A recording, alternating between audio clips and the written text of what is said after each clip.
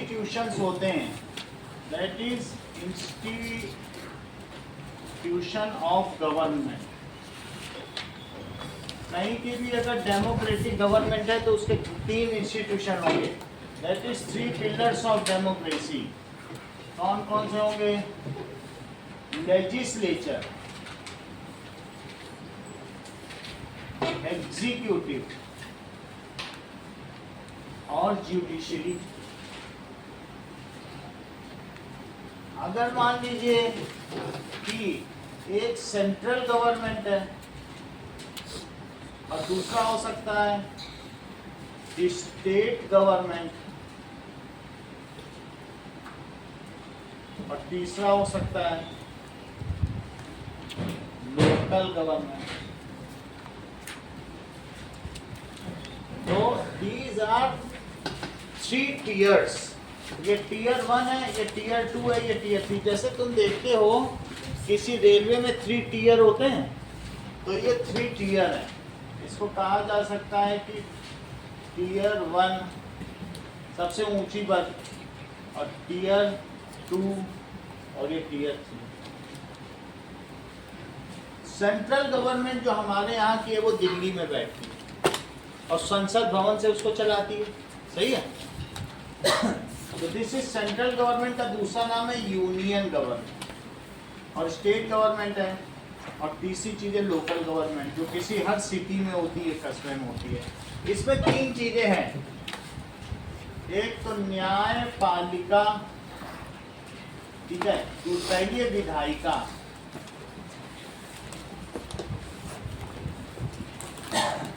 दूसरी कार्यपालिका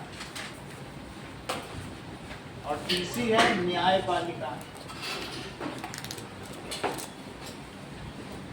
now India में अगर देखा जाए तो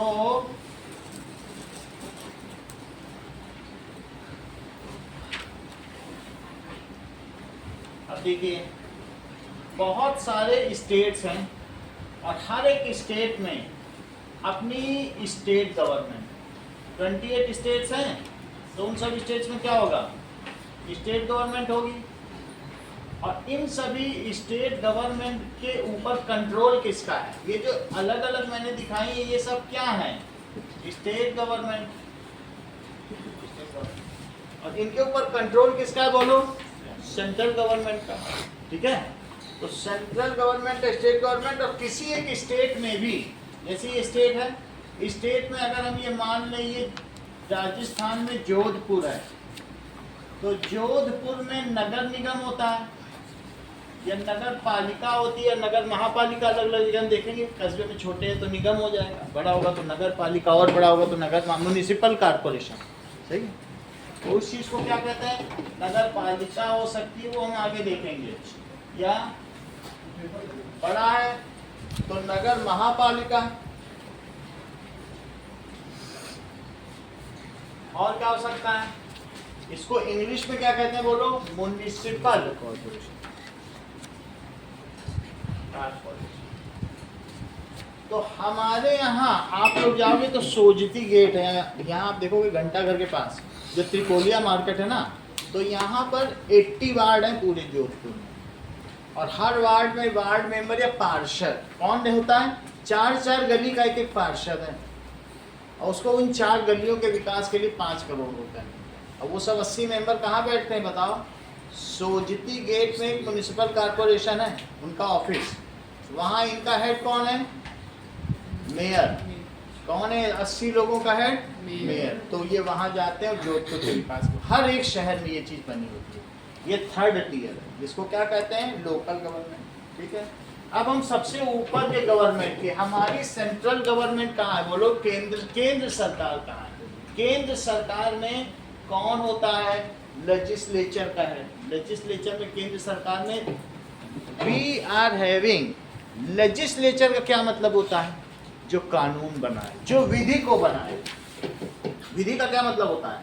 कानून। इसी से विधायिका नाम पड़ा है। विधि का क्या मतलब है? विधि का मतलब है कानून।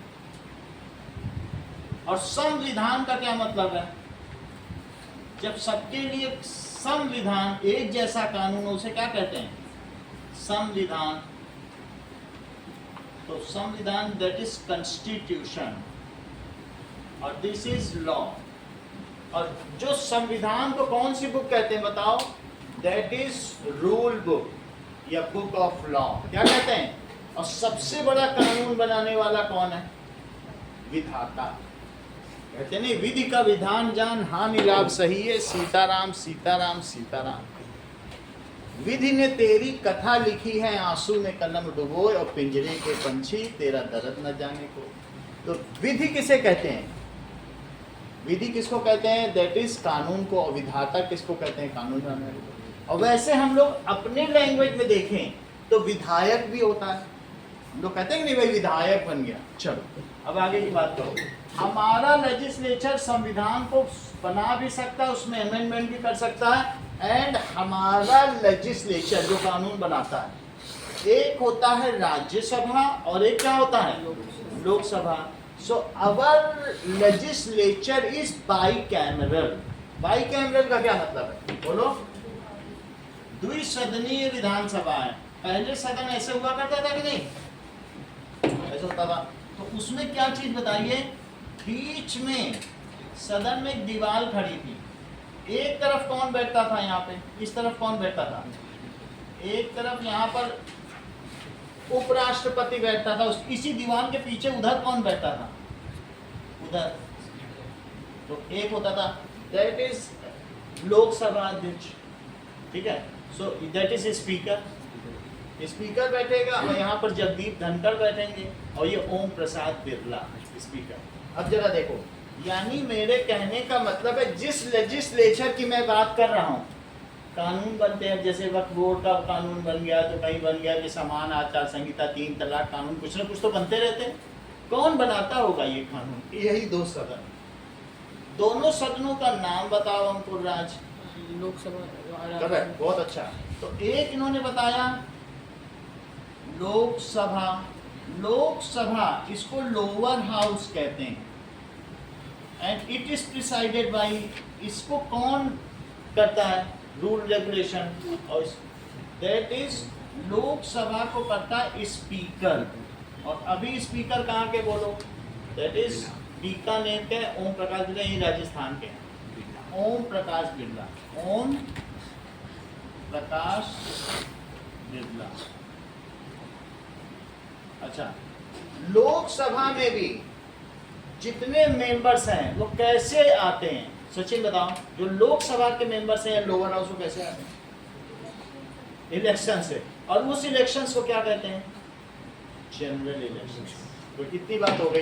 एक है लोकसभा और एक क्या है? लोकसभा और दूसरा क्या है?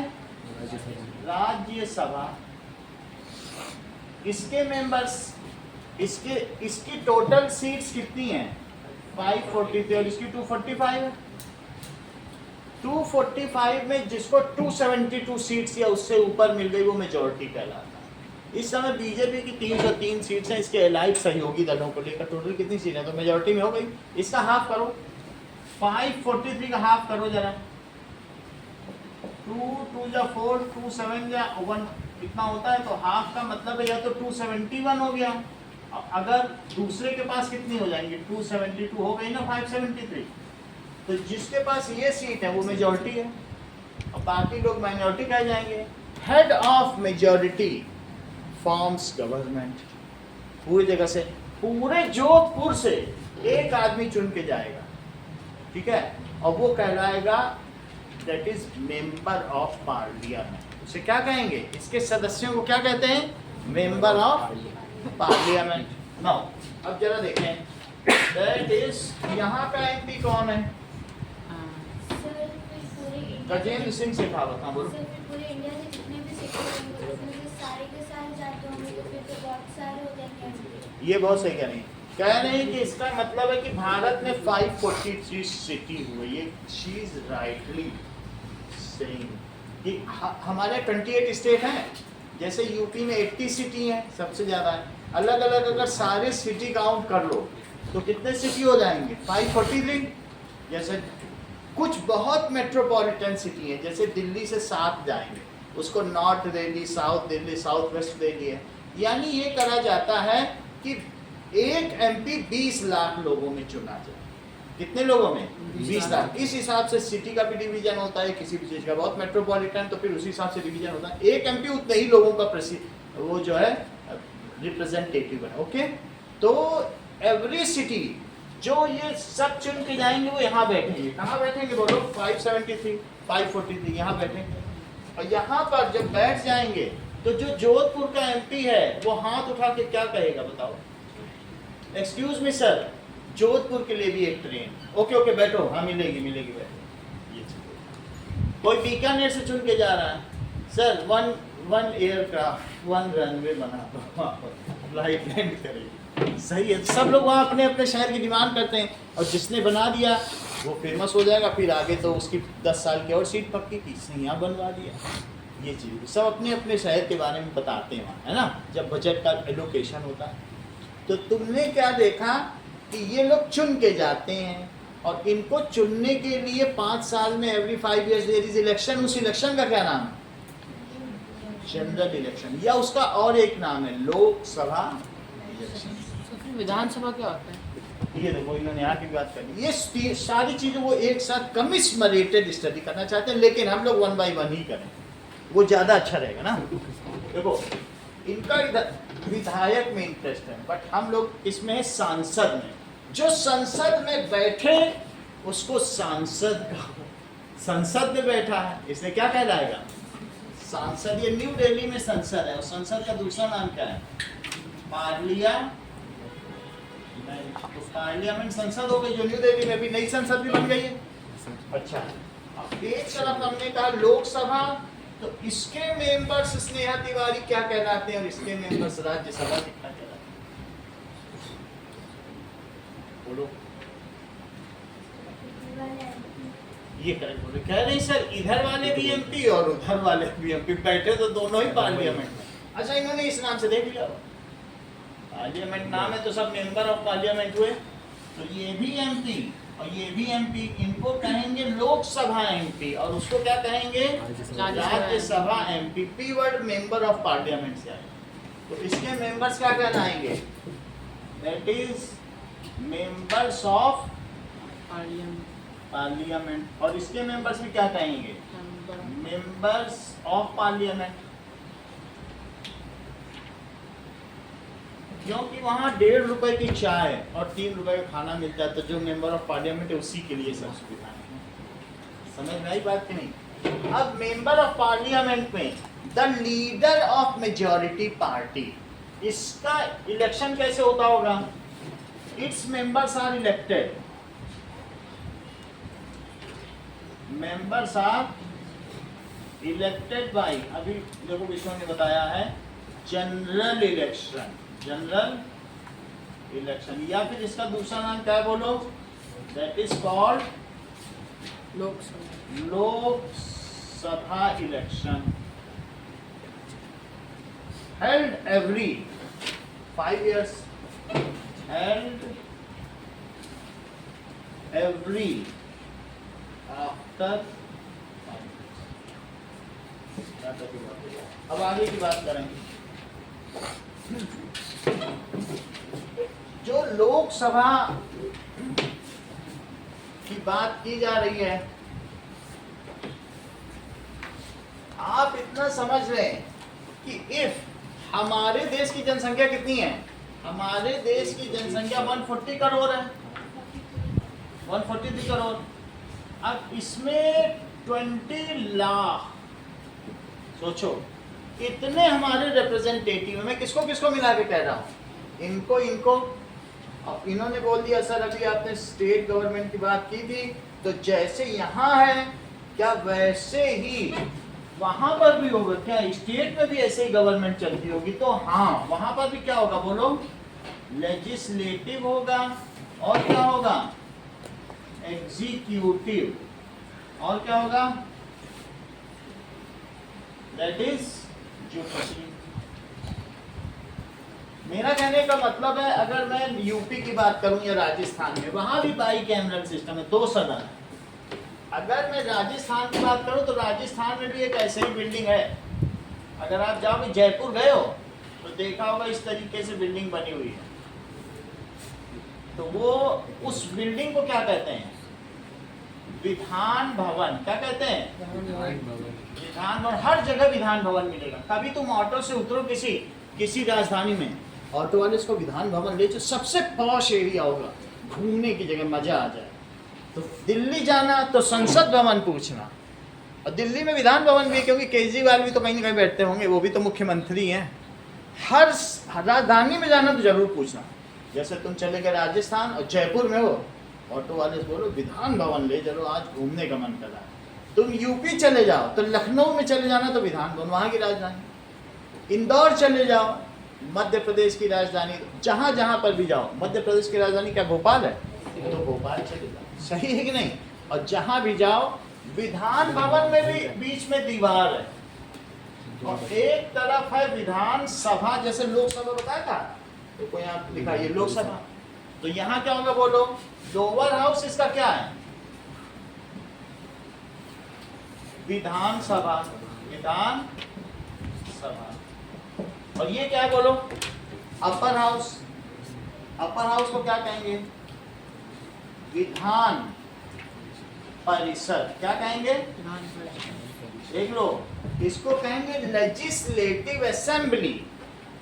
मैं कह रहा हूं कि राजस्थान की बात कर रहा हूं। राजस्थान में जयपुर चले जाओ तो सब जगह से चुन चुन के, वहां पर जोधपुर से 15 लोग चुन के जाते हैं।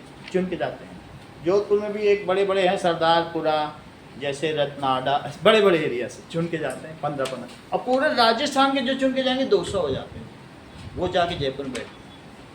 तो आप समझ गए ना कि जो चुनाव होता है इनका।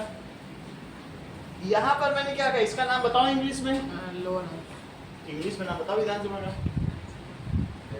लेजिस्लेटिव असेंबली और लेजिस्लेटिव काउंसिल, इसका क्या नाम है बोलो? Legislative assembly. और ये क्या हो गया?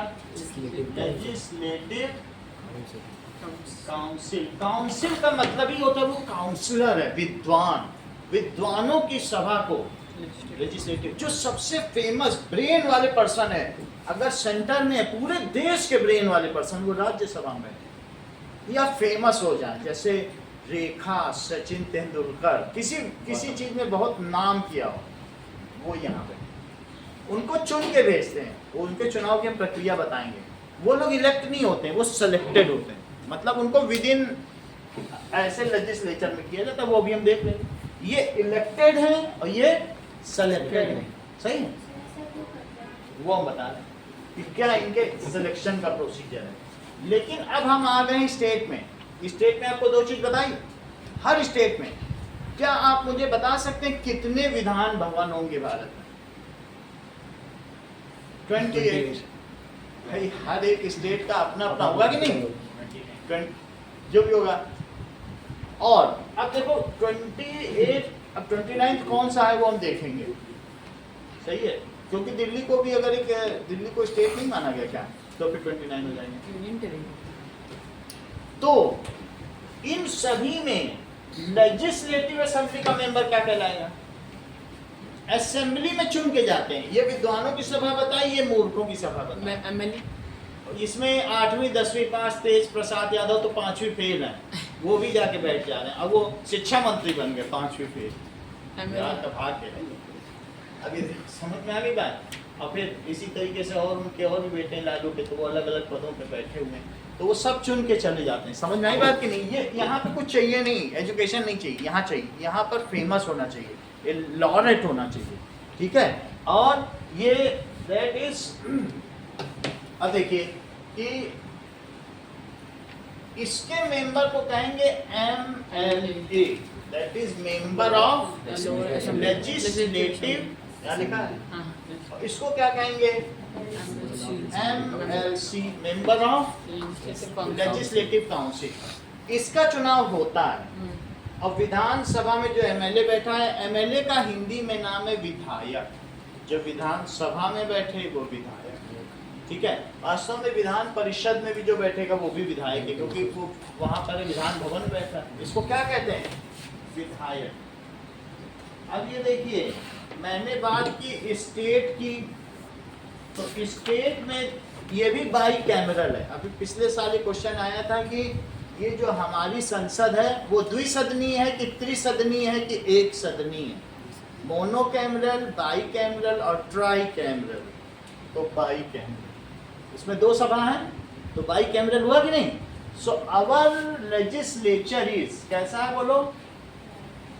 By cameral. यहां तक बात समझ आ गई?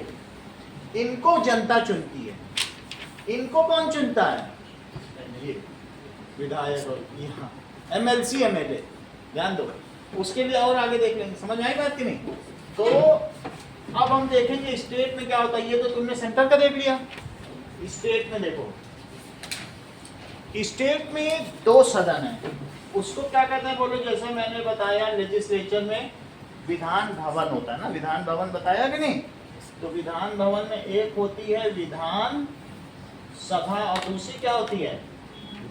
विधान परिषद। परिषद हमेशा विद्वानों की होगी, काउंसिल। इतनी बात होगी। इसको कहेंगे लेजिस्लेटिव असेंबली और दिस इज लेजिस्लेटिव काउंसिल। इसके मेंबर को क्या कहेंगे? एमएलए। और इसके मेंबर को एमएलसी। पलक, इस पहले तो ये बताओ आज का पेपर कैसा हुआ? पूरा करके आई हो? कुछ ऐसा हार्ड क्वेश्चन आया था? पूरा हो गया? टेंटल वाला कुछ नहीं आया? अब देखो now, how Shreya these MLA are how elected? कौन सा इलेक्शन? उसको तो तुमने बता दिया, जनरल इलेक्शन। इसका भी तो नाम बताओ।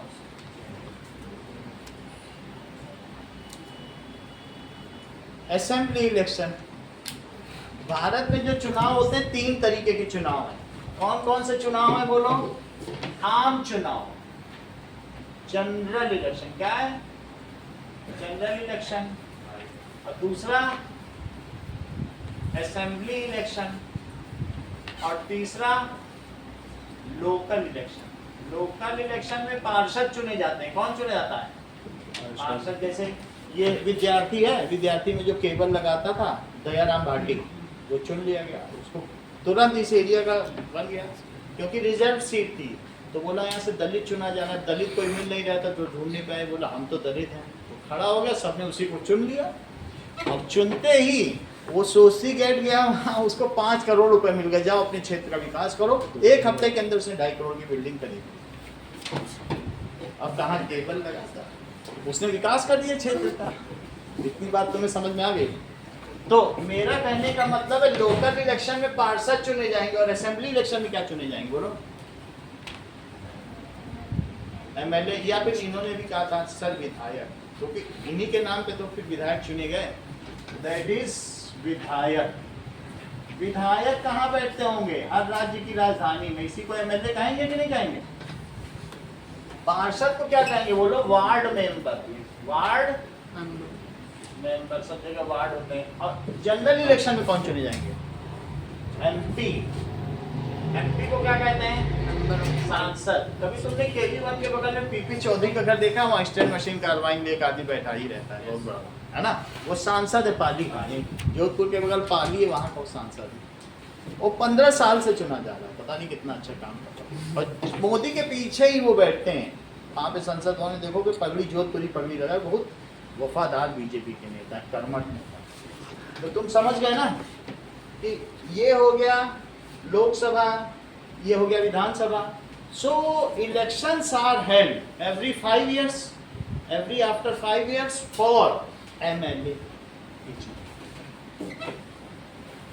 Elections are held every after 5 years, और उसका नाम क्या है? यहाँ में लिख दिया, assembly elections. Members of parliament, जब तुम्हारे यहाँ पर हर 20 सदस्य पर 20 कांग्रेस के हैं तो यहाँ एक कांग्रेस का भेज दिया जाए। ध्यान दो जरा, तुम्हारे अगर किसी जगह पे ना जीत के आ गए, यहाँ के 20 सदस्य अगर कांग्रेस के हैं तो एक को मनोनीत कर देंगे, कहेंगे तुम वहां जाके बैठो। तो ये एक तरीके से इसे राज्यसभा ठीक कहा गया है, क्योंकि राज्यों का रिप्रेजेंटेटिव करती है, रिप्रेजेंटेशन नहीं कर रही है, हर राज्य के श्रेष्ठ लोग भेजे जा रहे हैं। तो वो लोग इंटरनल, इनका हमें पता भी नहीं चलता, तो ये राज्यसभा में। बोलो बात समझ आ गई? मुझे सिर्फ आपसे ये बात पूछनी थी, ये जो लोकसभा है इसमें अगर कोई चुन के जाएगा तो उसका कार्यकाल कितना है? 5 साल है। तो इनका टेन्योर बताओ, इस 5 इयर्स। तो सचिन, जो ये तो तुमने सांसद की बात कर दी, सांसद ने भी, वो लोकसभा का सांसद है, राज्यसभा वाला भी सांसद हो सकता है, that is the lower house MP. नहीं, इसका टेन्योर क्या है? बस सर। अच्छा, राज्यसभा के इतने मेंबर हैं, देख लो राज्यसभा को कौन हीट करता है। यहाँ पर आपको बताया था, यहाँ पर जैसे संसद है, ये तो तुमने बता दिया, ओम प्रकाश बिरला बैठे, ये कौन है? कौन है? ठीक है, जगदीप धनखड़ वाइस प्रेसिडेंट इसे चलाते हैं, और जगदीप धनखड़ हरियाणा के हैं। ठीक है, धनखड़ नाम, सिंह भी लगा हुआ, जगदीप सिंह धनखड़ तो पूरा नाम देगा। ठीक है, इतनी बात हो गई। ये जो राज्यसभा है इसका कार्यकाल कितने साल का है सचिन? बताओ। 6 साल का है। 6 साल का कैसे है? ये कितने मेंबर है? इसके 3 हिस्से करो, 245/3 तो कितना होगा? 81 आएगा, कुछ आएगा। तो 81 यहाँ रखो, और 82 हो गए, पूरे काउंट कर लो 245।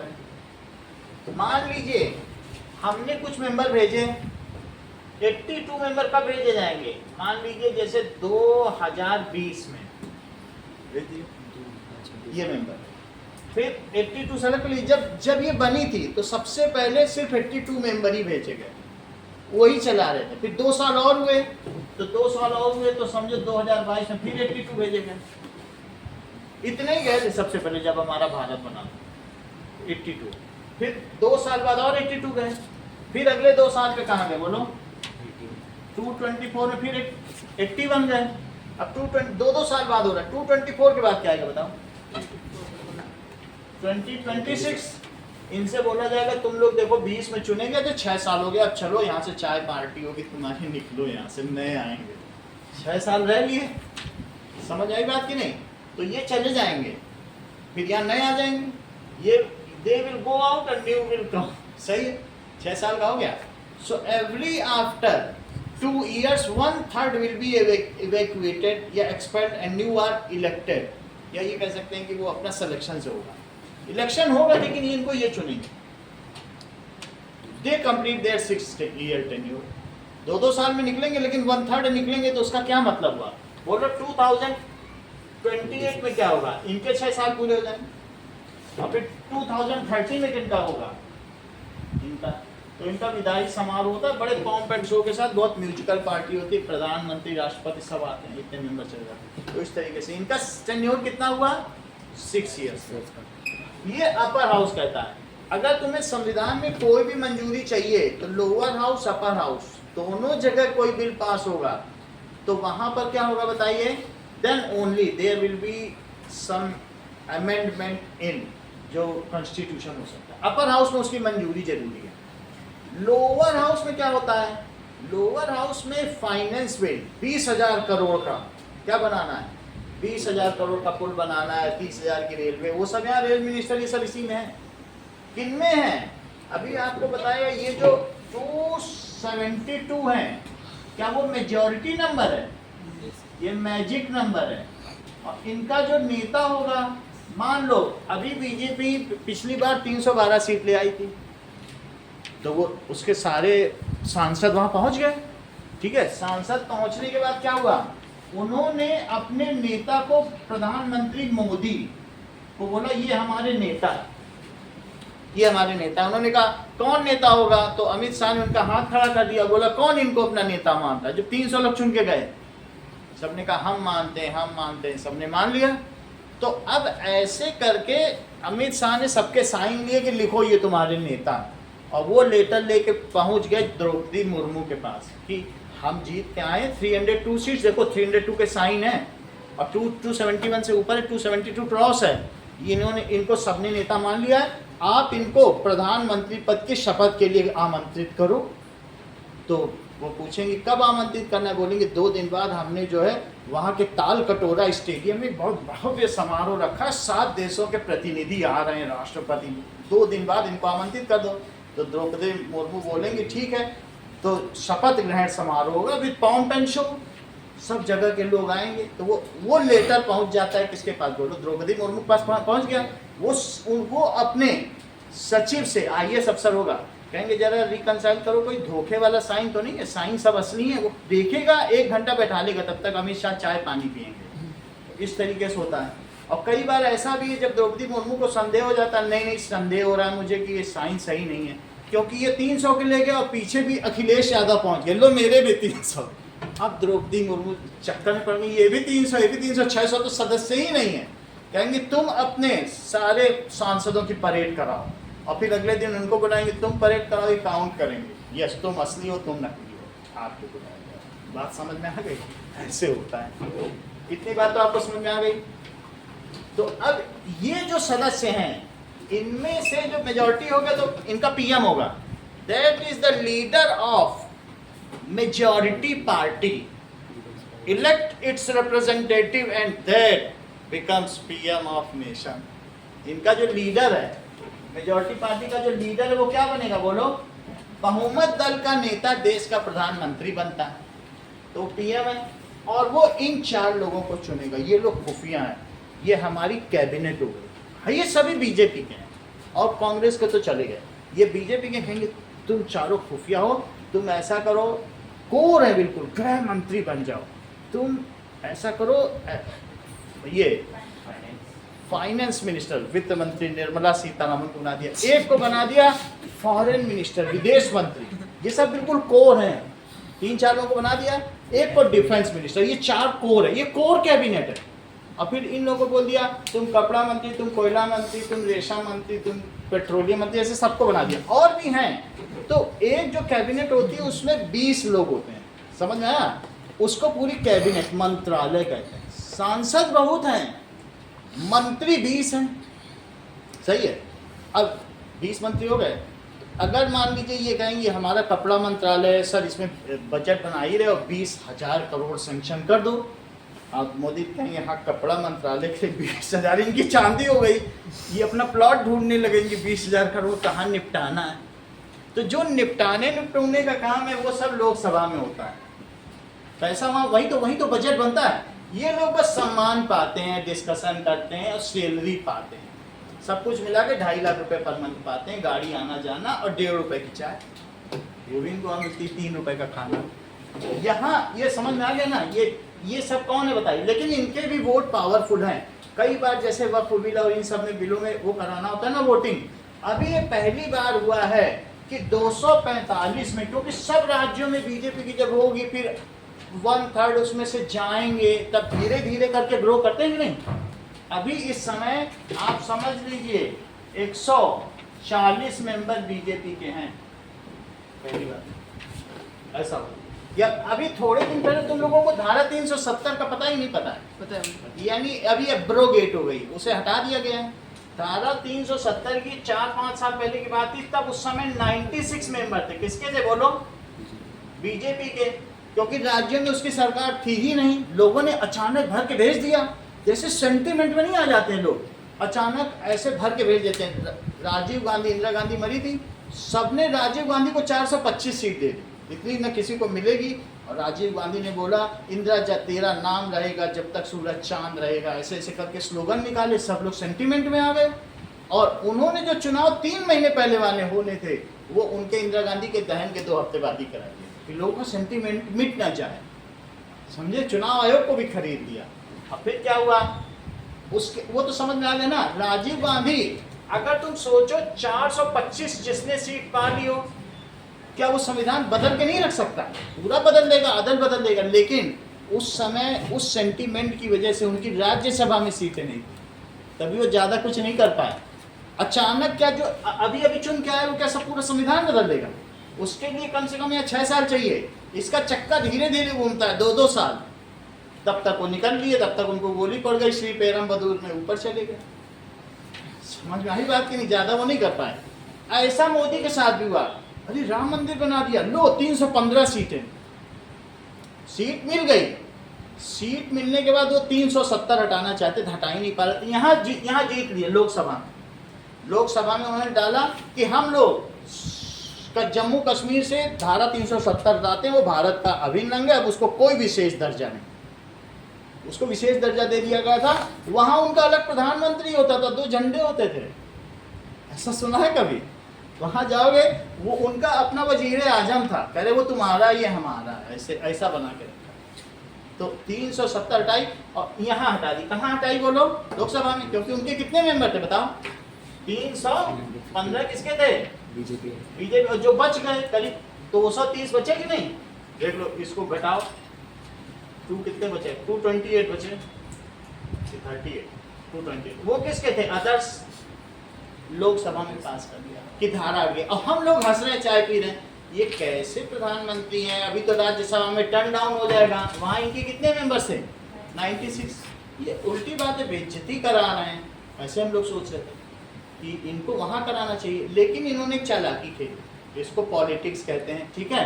इन्होंने बोला कि सिंगापुर में हम लोगों को देखने जाना है कि किस तरह उनका ड्रेनेज सिस्टम है। और कांग्रेसियों से कहा हम लोग तो जाते ही रहते हैं, जाओ तुम लोग भी 2 हफ्ते घूम आओ। बहुत अच्छा, तुम लोग हमें चांस दे रहे हो, हम तो अपोजिशन में। अरे कोई बात नहीं, हम तो जाते हैं, तो तुम जाओ। उनके 40 मेंबर भिजवा दिए, बोले जाओ ड्रेनेज सिस्टम देखो।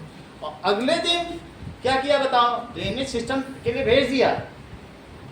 यहाँ पर वोटिंग की गई, अगले दिन किसमें वोटिंग कर दी गई? इसमें। उनके मेंबर खत्म। कितने मेंबर थे बताओ? अब 96 इनके और 149 उनके, उसमें से 40 भेज दिए। 40 भेज दिए, कुछ इधर उधर हो गए, मतलब कुछ ऐसे भेज दिए, तो उनकी संख्या कम हो गई। आप ये समझिए कि करीब 60 भेज दिए। 140 कितने हो रहे हैं बताओ? 149 है ना, इसमें से 60 कम कर दिए। अब उनके कितने मेंबर बचे? कम बच गए, करीब उनके 87 बचे। सही। अब वहां पे बिल पेश कर दिया। ये बात हम लोगों को पता ही नहीं कि हम लोग टीवी पे बैठे थे कि क्या करने वाले हैं। देखा उनके मेंबर्स कहाँ हैं, यही नहीं। और वहां पे जब ये सिंगापुर पहुंचे, वहां उनसे बोला कि नहीं, आप लोगों के फ़ोन ले लिए जाएंगे, यहाँ आपको नया आईफोन दिया जाएगा। सबके फ़ोन रखवा लिए एयरपोर्ट पर। सही है, एयरपोर्ट पर फ़ोन रखवा लिया, बोले आईफोन आ रहे हैं आपके लिए और सब कुछ नया नया आएगा, हमारा पूरा स्टाफ है आपके लिए। यहाँ पर इनके मेंबर्स, राहुल गांधी, हालत खराब। अरे ये हम जनता को क्या जवाब देंगे? कहाँ है वो, कहाँ है सांसद? फ़ोन लग ही नहीं रहा। एयरपोर्ट पर सबके फ़ोन रखे थे। इन्होंने बिल पेश किया, बहस हुई 2 घंटे, इनकी वोटिंग हुई, निकाल ले गए। और फिर वहाँ मैसेज भेजा गया, वो आपकी कैंसिल हो गई टीडी, अब आपको वापस जाना है। फ़ोन उनको पकड़ाया, जाओ वापस। न कोई ड्रेनेज सिस्टम, ये होती पॉलिटिक्स। उनको पता भी नहीं चलता है, लेकिन फिर भी तुमको ये तो समझ में आ गया कि ये तो पॉलिटिक्स की बात हो गई। दोनों में बिल पास होगा तो ही पास होगा, इतनी बात तो तुमको समझ में आ गई ना। टैक्टिस किसी की कैसे भी चले, ये बात। अब देखो, तो ये विधानसभा विधान परिषद तुमको समझ में आ गया। जो काम यहाँ पर राज्यसभा में, वही चीज़ बिल्कुल वैसे ही चलती है, अलग नहीं कुछ। जो यहाँ होगा वही यहाँ की विधान परिषद में भी। कितने साल का कार्यकाल होगा बोलो आशीष? 6 साल। सही है। जितने जितने मेंबर होंगे, कोई राज्य बड़ा है तो उसकी विधान परिषद बड़ी होगी, कोई छोटा। ये तो राज्यों की है, इसकी कोई संख्या थोड़ी ना हो सकती है। जैसे मैंने बता दिया, यहाँ 200 लोग इसमें हैं, ठीक है। अब देखो आगे की बात करो। मैं ये कह रहा हूं कि दैट इज, यहाँ पर क्या विधायिका नहीं लिखो, ये संसद है, ये है विधायिका। इसको विधायिका, विधायिका तो इसे ही कहेंगे, विधायिका तो एक विधायिका न्यायपालिका, लेकिन ये संसद है। विधायिका समझे ना, जो कानून बनाए वो विधायिका है, और जो काम करे उसे क्या कहते हैं? कार्यपालिका। और जो काम करने में कोई उल्लंघन करे, उसको दंड दे, उसे क्या कहते हैं? न्यायपालिका। हमारे देश में इतने करोड़ हैं, क्या तुम सोच सकते हो 20 लाख लोग या तो सांसद हैं या विधायक हैं या पार्षद, 20 लाख लोग, 20 लाख लोगों के हाथ में पावर है, they enjoy power, this is only power sharing. 20 lakh लोग तो नीदरलैंड की जनसंख्या भी ना होगी जितने हमारे यहाँ पावर में। सोचो जरा, आप समझ गए, सच ए लार्ज नंबर। कोई सरपंच का आनंद ले रहा है तो कोई ग्राम परिषद, कोई ग्राम प्रधान बना बैठा है, कोई गांव में है हर तरफ। तो यू कैन से कि राजीव गांधी ने क्या किया, जब वो थे हमारे यहाँ ज्यादा नहीं थे, इतने लाख लोग नहीं थे, देखा जाता तो 4000 ही थे, सिर्फ 4000 के पक्ष। लेकिन तुमसे अगर मैं कहूँ कि जो जोधपुर में बैठा हुआ व्यक्ति है, क्या वो अरविंद नगर की गली नंबर 2 में कुछ हो रहा है तो उसके बारे में सोच पाएगा? गली नंबर, वो पूरे जोधपुर में है, पूरा जोधपुर कितना बड़ा है, 20 लाख लोगों में, क्या वो गली सोचेगा? लेकिन दयाराम भाटी को जब हम बोलते हैं कि हमारे मैनहोल भर गया, अगले दिन वो 2 लोगों को अभी सफाई करवा। आप समझिए, लोगों को भी फायदा है, because he is knowing every part. वो पूछने आता है और क्या कर रहे हैं, और क्या कर रहे हैं, भले वो कुछ भी करे, हमें क्या लेना देना, पैसे तो सभी खाते हैं। लेकिन ऐसा कोई काम ही नहीं होता कि जो वो पार्षद करा ना सके। कुछ होता है हम पार्षद के पास पहुंच जाते हैं। बोलो, बात समझ में आ गई कि नहीं? इसी तरीके से जितने छोटे स्तर पर पावर शेयरिंग होगी, अगर कुछ ना हो, घर में तुमको ही दे दें, भाई लो ये तुम्हारे 200 रुपये, ब्रेड लाने की जिम्मेदारी तुम्हारी कि कौन सी ब्रेड तुम लाओगे, पावर शेयरिंग होगी। You also enjoy power. बात समझ आएगी नहीं? छोटे छोटे फाइनेंसेस आपको दे दी जाए, यही तो पावर शेयरिंग है। और कोई सारी पावर अपने पास रख ले। Democracy is successful if there is power sharing. तुम्हारे क्लास में मॉनिटर बन जाना पावर शेयरिंग है। टीचर ने अपनी बहुत सारी पावर्स उसको डेलीगेट कर दी, और उसके लिए लोग फिर क्या करते हैं, दे डू नॉट, उसके लिए वो फाइट करते हैं पार्षद के लिए, हम भी पार्षद बनेंगे, हम भी अच्छे बनेंगे। विधायक सब नहीं बन सकते हैं, लेकिन जो जितने छोटे लेवल पर होता है, और वो जितने लोग किसी भी इलेक्शन में विश्वास जताते हैं, यही तो पावर शेयरिंग है। वो विश्वास जता रहे हैं, so they are attributing their faith. बोलो, बात समझ में आ गई कि नहीं? आगे की बात करो ना। तो तुमने ये देख लिया कि हमारे देश में ये कानून किसके लिए बनाता है? देश के लिए। ये भी बना सकता है। ये जो है ना, ये राज्यों के लिए। हाँ। जैसे वो ममता बनर्जी बंगाल में कहती है हम वक्फ बोर्ड नहीं मानते, जाओ नहीं मानते, उनका अपना। ये मुख्यमंत्री एक देश का राजा है, बिल्कुल। वो अगर ईमानदार है, यही तो चीज होती है ना, देश को मजबूत कैसे बनाती है? संघ शासित है। We are a federal structure. What does it mean by federal? अगर सेंट्रल गवर्नमेंट के अंदर स्टेट गवर्नमेंट हो, देयर इज 2 tier सिस्टम और 3 tier system. 3 tier system India में ही इतना ही बड़ा, इतनी बड़ी जनसंख्या है तो हमने फेडरल बनाया। हमारे यहाँ 3 tier, और जगह 2 tier में ही चल जाता है, उनके यहाँ इतना ही बहुत है। तो जहां पर पावर डिवीजन किस तरीके से हो, सेंट्रल और स्टेट गवर्नमेंट, उसको फेडरल स्ट्रक्चर कहते हैं। बोलो, बात समझ में आ गई? तो हम लोगों की गवर्नमेंट कैसी है? फेडरल है, और हमारे यहाँ पावर शेयरिंग फेडरल स्ट्रक्चर में। ओके। इसके अलावा एग्जीक्यूटिव तुम किसे कहते हो बताओ? मान लीजिए कि अब कानून बन गया है, कानून बनने के बाद उन्होंने कहा डीमोनेटाइजेशन होगा, भाई 500 के नोट नहीं चलेंगे। 500 का नोट बंदी किसने निकाला? यहाँ से कानून बना। ये लोग केवी के टीचर, बैंक वाले टेबल ले लेके बाहर बैठ गए यहीं सड़क पे, हाँ लाओ 500 के लाओ नोट लाओ, और हम देते हैं। मतलब मेरा कहने का मतलब है सब जगह पैसा लिया जाने लगा, उसके बदले 2000 दिए जाने लगे। यही तो हुआ था कि नहीं? डीमोनेट या कुछ भी हो, जो ये नियम बनाएगी उसके निष्पादन का कार्य, उसके एग्जीक्यूशन का कार्य किसका है? इनमें कौन आते हैं? और सेंट्रल गवर्नमेंट सर्वेंट्स, चाहे वो केवी के टीचर हों, वही लोग जाएंगे जब कहीं चुनाव होता है तो कराने जाते हैं, वही जाते हैं। बैंक के कर्मचारी, पोस्ट ऑफिस के कर्मचारी, ये सभी एग्जीक्यूटिव्स। या फिर IAS, इंडियन एडमिनिस्ट्रेटिव सर्विस। समझ में आया? कौन कौन लोग आएंगे बोलो? Central government servants, bank officials, IAS, केवी टीचर भी आएंगे, केवी टीचर्स, पोस्ट ऑफिस, जितने भी सेंट्रल गवर्नमेंट के पेड हैं। या फिर क्या आ जाएंगे? IAS और पुलिस, हाँ IPS। IPS हर जगह के पुलिस का हेड एक IPS होता है, हर जिले में भी एक IPS होता ही है। ये सब लोग क्या होते हैं? ये UPSC union public service commission से चुन के आते हैं। आईएएस बहुत बड़ी पोस्ट होती है। और इतना ही नहीं, ये इन सभी मोदी के साथ 4 आईएएस आईपीएस हैं, अमित शाह के साथ 2 हैं, और ये जितने लोग बने कपड़ा मंत्री, रक्षा मंत्री, इन सब के साथ भी 1-1 है। 4 किसके साथ है बोलो? Prime minister. प्राइम मिनिस्टर के साथ। वो बोलेंगे ये स्पीच दो सर, ऐसा करो, बात करेंगे, सब प्रिपेयर करेंगे। अगर ये जा रहे हैं बाहर किसी डेलीगेट से मिलने, मोहम्मद यूनुस से, इससे बांग्लादेश के, तो सब रेडी करके देंगे, सर ऐसे हैं वो यूनुस, ऐसे बात करना, ये आईएएस जैसा कहेगा। प्रधानमंत्री अपना डिसीजन देंगे लेकिन सलाह हमेशा उनकी रहेगी। अब अगर अनाड़ी प्रधानमंत्री है तो अपना उल्टा दिमाग लगा देगा, लेकिन वो सलाह सही देते हैं। समझ आया? जिसने सही तरीके से काम लिया। और ये सारे आईएएस जितने मैंने नाम बताए, ये सारे बैठते हैं सेक्रेटेरिएट, सचिवालय। ये सचिव हैं। सचिव का मतलब ही होता है सलाहकार। कहेंगे प्रधानमंत्री के सचिव हैं, ये अमित शाह के सचिव हैं। अगर तुमको दिल्ली में बम फोड़ना है तो तुम्हें बोलो संसद भवन में फोड़ना चाहिए कि सचिवालय में, सेक्रेटेरिएट। सेक्रेटेरिएट में फोड़ दो, देश अपने आप तबाह हो जाएगा। इट इज सो, वहां पर सारी इंफॉर्मेशन रहती है। समझ में आया? यहाँ तक कि ये भी इंफॉर्मेशन रहती है कि सर वो जब थे ना पीछे राहुल गांधी, सोनिया गांधी, सर वो नेशनल हैरान में ऐसे ऐसे फंसे थे, हम ही ने तो सलाह दी थी सर, उसमें इतने करोड़ खा गए। खाते भी लोग हैं तो इन्हीं की सलाह से, कैसे खाएं, ऐसे ऐसे खा लो सर, हो जाएगा। रहना तो उसको 5 साल है, खाने का भी तरीका बताएंगे। और फिर जब अगली सरकार आएगी तो चुगली भी करते हैं। समझ आए? सचिवालय को तो वहाँ 40 साल नौकरी करनी है ना आईएएस को, तो जो प्रधानमंत्री आएगा उसी के वो वफादार है। बोलो बात समझ आ गई? तो इस तरीके से ये इनके एग्जीक्यूटिव्स हैं। एग्जीक्यूटिव का क्या मतलब है? जो कानून यहाँ बनेगा उसको पालन कराने की जिम्मेदारी किसकी है बोलो?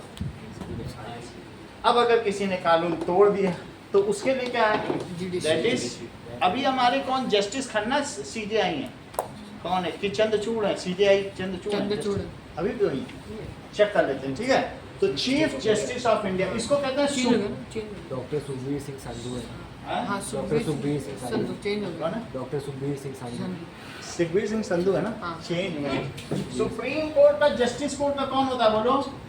Chief justice of, chief justice of India, ये चला था। अब इनके नाम देख लें तो हमारा भी अपडेट हो जाए।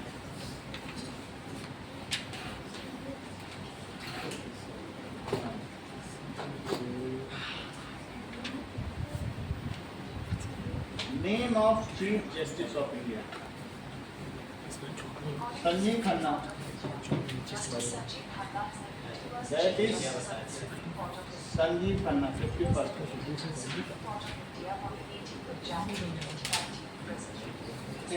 हरियाणा के होंगे। चलिए इतनी बात हो गई। तुमको सीजीआई का पता चल गया। सुप्रीम कोर्ट तुम लोगों ने देखा दिल्ली में बना हुआ है, कोई दिल्ली में। यहाँ देखो एग्जीक्यूटिव यहाँ कौन कौन होगा? यहाँ केंद्रीय, तुमने कभी राज्य सरकार के टीचर देखे हैं? ये जो यहाँ पर सरकारी स्कूल होते हैं वो राजस्थानी पढ़ा रहे हैं तो कहीं कुछ पढ़ा रहे हैं। जैसे तुम लोग पढ़ते हो तो ये सेंट्रल गवर्नमेंट का है, तो तुम लोग का सीबीएसई, उनका आरबीएससी है। राजस्थान बोर्ड का सिलेबस होगा ना, तो सेकेंडरी एजुकेशन। तो इसलिए यहाँ कौन आएंगे बोलो? That is state government teachers, police, ये सब आएंगे जिनको स्टेट पे करती है। आरएएस आएंगे। राजस्थान एडमिनिस्ट्रेटिव, गुजरात है तो जीएएस, हिमाचल है तो हिमाचल एचएएस, हिमाचल, केरल है तो केएएस। ऐसे जिस राज्य उसका पहला लेटर और फिर एडमिनिस्ट्रेटिव सर्विस, ठीक है? तो ये क्या होता है? That is state government servants.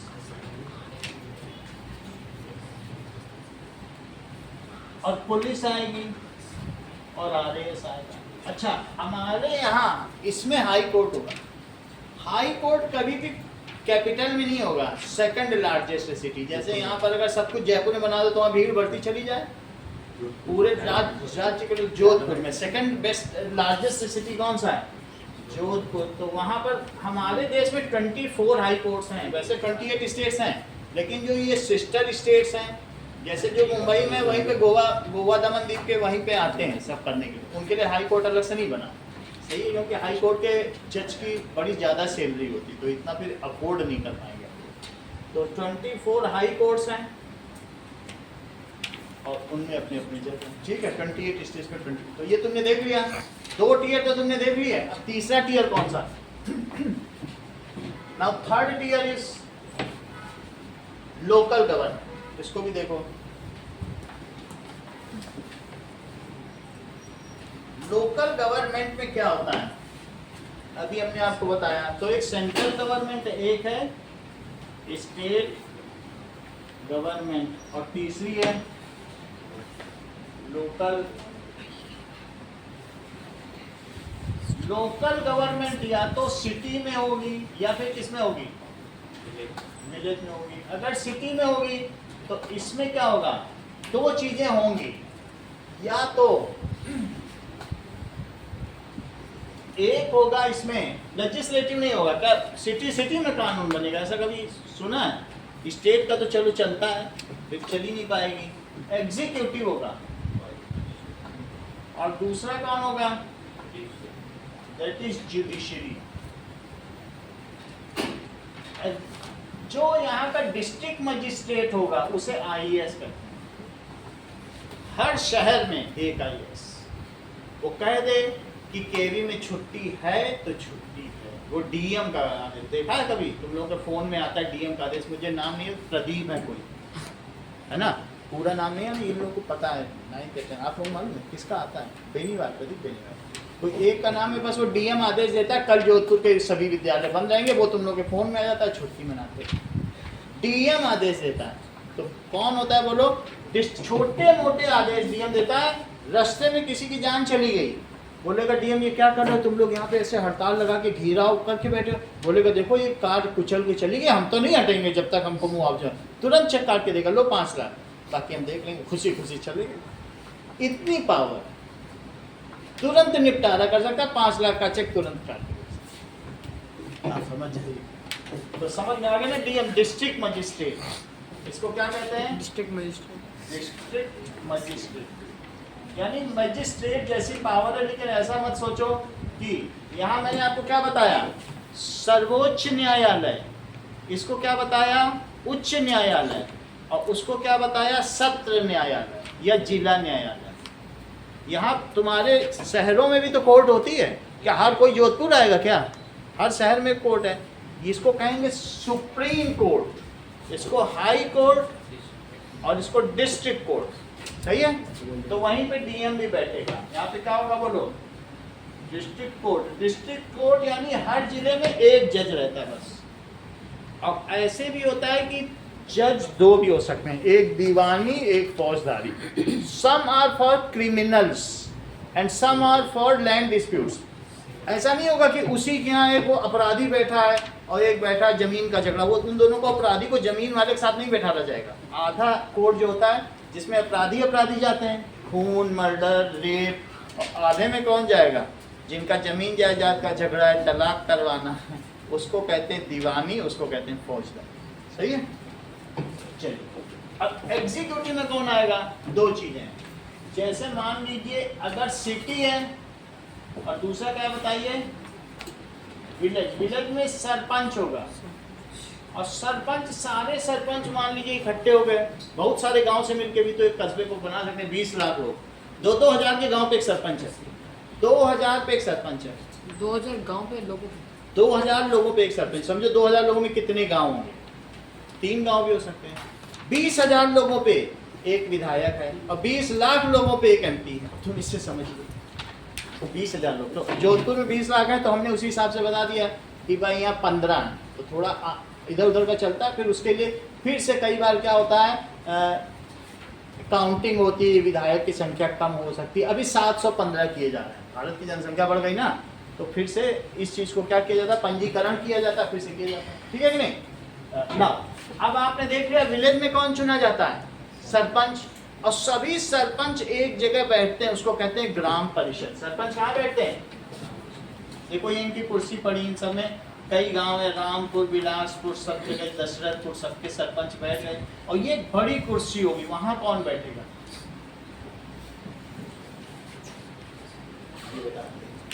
ग्राम प्रधान। बहुत बड़ी बात उन्होंने कही।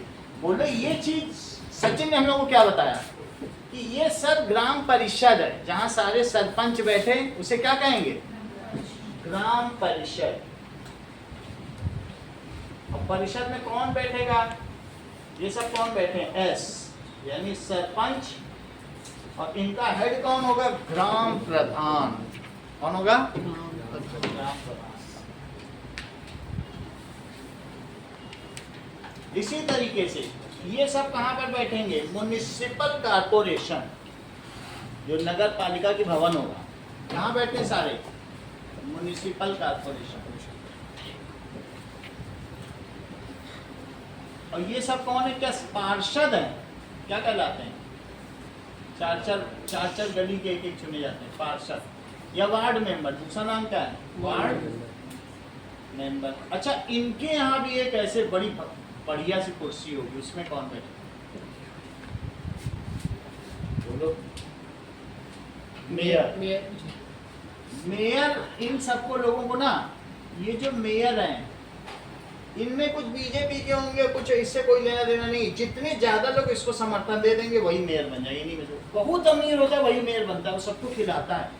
2 लाख शुरू में तो 5 करोड़ क्या देगा? वो थोड़ी ना देगा अपनी, लेकिन वो सबको मिला लेता है, पैसे वाला होता है, तो मेयर बन गया।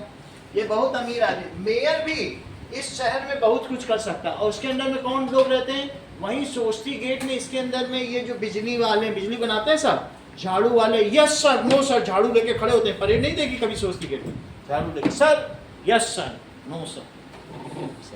सब इसके अंदर में कौन है? जितने झाड़ू वाले, सफाई वाले, बिजली बनाने वाले, ये सब यहाँ आता है।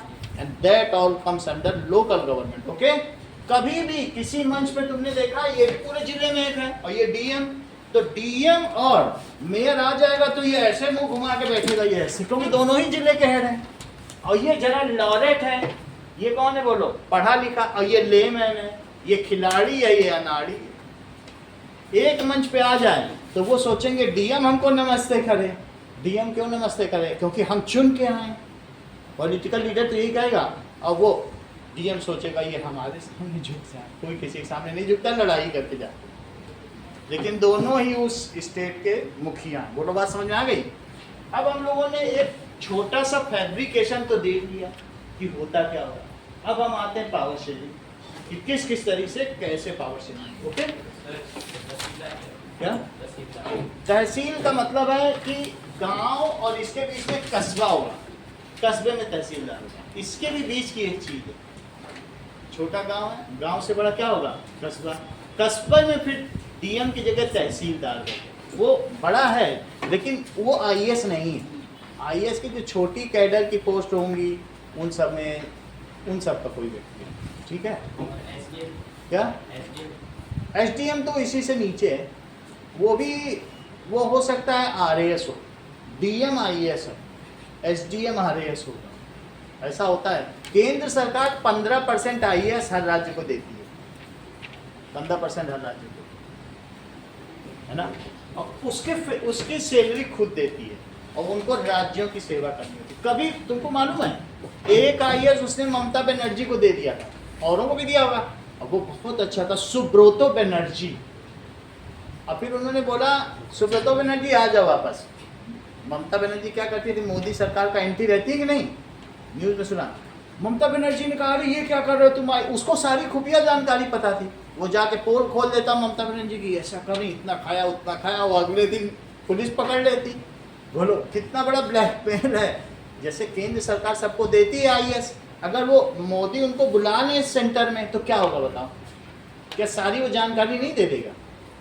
फिर इस पर झगड़ा हुआ लेकिन उसे आना ही पड़ा। ऐसा सिर्फ इसलिए हुआ क्योंकि मोदी गए थे और वहाँ पर 2 घंटे इंतजार किया, बाढ़ आई थी, ममता बनर्जी आई ही नहीं उनसे मिलने रिपोर्ट। तो उन्होंने कहा जब तुम ऐसा करोगे तो हम भी आएंगे इसमें डालेंगे। सही है ना। आगे की बात देखो। Now we will come to power sharing.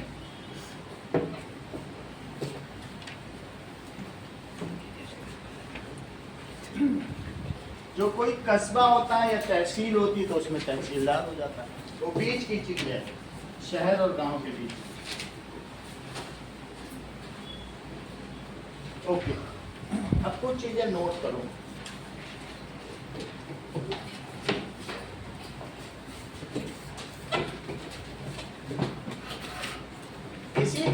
से जो इनके बीच डिवीजन है, किसके किसके बीच बोलो?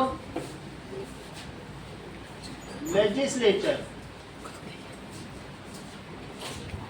लेजिस्लेचर, एग्जीक्यूटिव और जुडिशरी।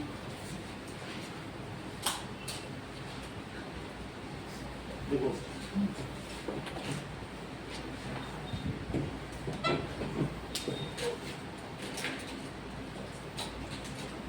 कल आप लोगों की मैथ और साइंस की क्लास है, टेस्ट नहीं है, 11:30 से 2। 11 से 2। तो शाम को क्लास नहीं है ना? नहीं,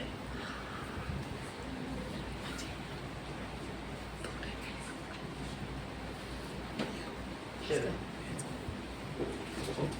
अब देखो, तो ये जो गवर्नमेंट होती है, डेमोक्रेटिक गवर्नमेंट, तो Indian government is democratic government.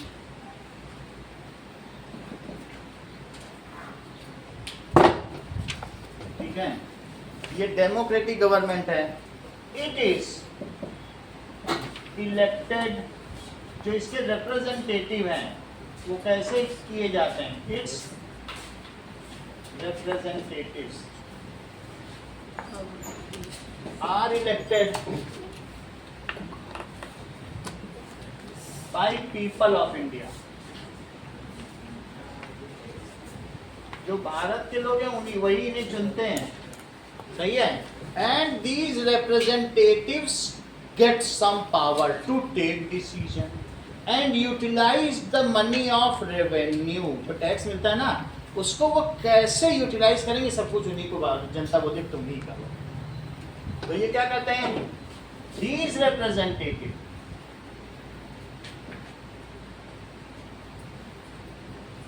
Enjoys, ये इनको सब कुछ गेम पावर का ही है।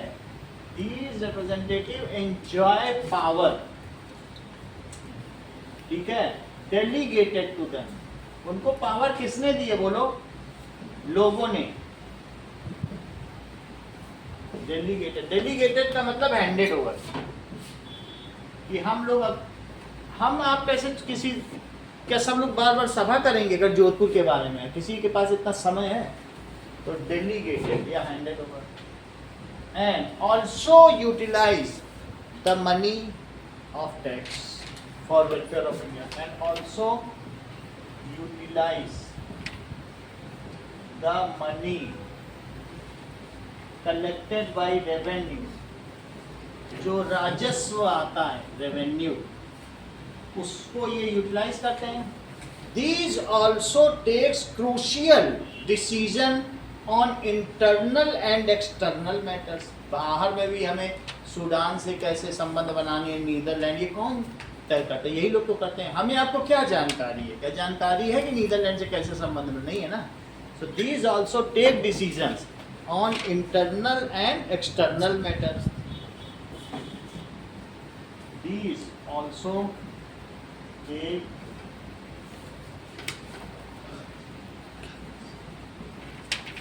on internal and external matters।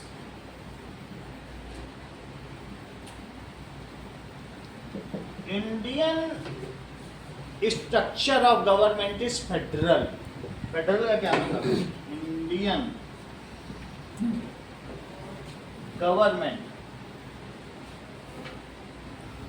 या इंडियन कॉन्स्टिट्यूशन, ये सब कॉन्स्टिट्यूशन के हिसाब से as federal structure. Federal that means क्या होता है? Federal structure means 2 or 3 tier government, that is union government, state government and local government। 2 भी होगी तो फेडरल माना जाए। फेडरल स्ट्रक्चर का मतलब है, it means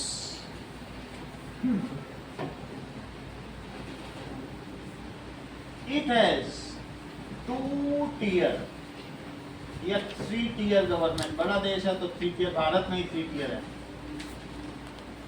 गवर्नमेंट, वो राजीव गांधी के द्वारा थे। That is union government, state government and local government. केंद्र सरकार,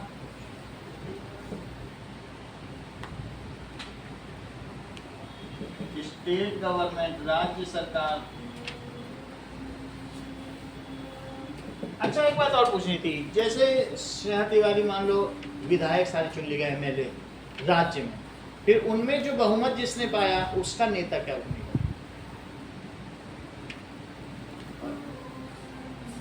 सीएम बन जाएगा, सही है कि नहीं? राज्य का सबसे बड़ा व्यक्ति कौन होता है? ये ज्यादा अच्छा होता है, इन्होंने गवर्नर बोल दिया। बोले राज्य का प्रमुख राज्यपाल है और देश का प्रमुख ये बताया। अब उन्होंने बताया राष्ट्रपति, उसमें आपने बताया, वो बाद में उन्होंने बता दिया। बोले विश्व का मतलब देश का सबसे प्रमुख व्यक्ति वीवीआईपी, नंबर 1 वीआईपी कौन है? द्रौपदी मुर्मू।